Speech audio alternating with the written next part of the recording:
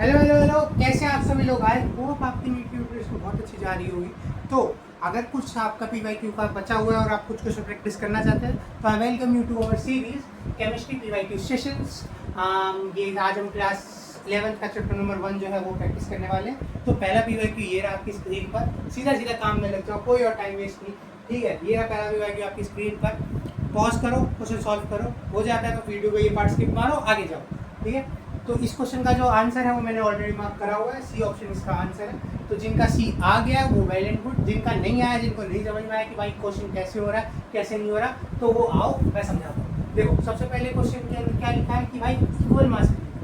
Equal मास इसका मतलब भाई देखो इक्वल मास इससे ऐसा तो कुछ इम्प्लीमेंट नहीं हो रहा है, लेकिन इक्वल दे रखा है तो मैं कुछ अज्यूम कर सकता हूँ, राइट। तो मैं समझ लेता हूँ कि भाई सबका 2 म्यू मास, म्यू का मतलब होता है एटॉमिक मास। तो भाई मैंने सबसे पहले ये समझा कि तो सबका जो है वो 2 म्यू मास है। तो भाई देखो H2 का अगर 2 म्यू मास हो गया तो H2 के मोल्स कितने हो गए? 1 मोल हो गया। अब ये कहाँ से आया भाई? ये आया एक फॉर्मूले से कि 1 mole is equals to atomic mass of atom. तो H2 का मास कितना होता है? 2 होता है। तो 2 म्यू H2 में कितना हो गया? 1 मोल हो गया। ठीक है, तो ऐसे ही O2 हुआ। तो O2 का हमने 2 म्यू मास लिया है क्योंकि यहाँ पे ऊपर क्या लिखा है? इक्वल मास लिया। तो O2 का भी 2 म्यू लेंगे, CH4 का भी 2 म्यू लेंगे। अब इस फॉर्मूले के से 1 mole is equal to atomic mass of atom. तो 1 मोल ऑफ O2 किसके बराबर होगा? 32 म्यू ऑफ O2 के।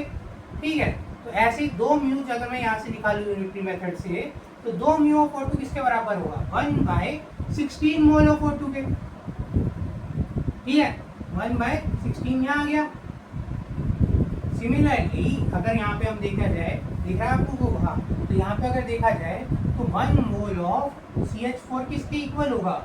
1 मोल ऑफ CH4 इक्वल होगा 16 म्यू ऑफ CH4 के। करेक्ट।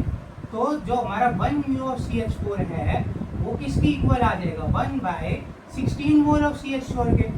ठीक है, अगर ये हो गया तो हमारा जो 2 म्यू ऑफ CH4 है वो किसके इक्वल आ गया? 1/8 मोल ऑफ CH4 के।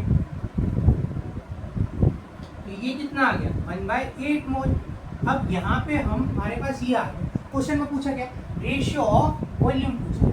अब यहाँ पे हम लगाएंगे एवोगैड्रो भाई साहब का लॉ।